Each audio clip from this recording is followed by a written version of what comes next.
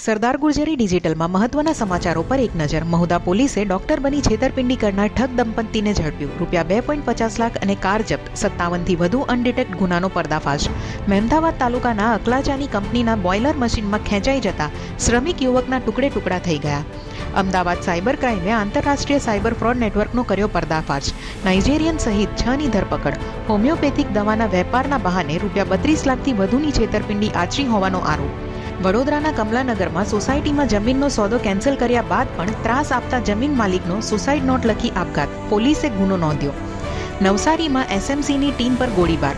હોટલમાં હથિયારોની ડિલિવરી કરવા આવેલા ઈસમોને ઝડપી પાડવા ગયેલા પોલીસ ટીમ પર ગેંગે ગોળીબાર કર્યો. નોઈડાના નિઠારી હત્યાકાંડમાં 19 વર્ષ જેલમાં રહ્યા બાદ સુરેન્દ્ર કોળીને સુપ્રીમ કોર્ટમાંથી મોટી રાહત. અંતિમ કેસમાં પણ નિર્દોષ જાહેર. કોર્ટે કહ્યું, નબળા પુરાવાના આધારે સજા ન્યાય વિરુદ્ધ.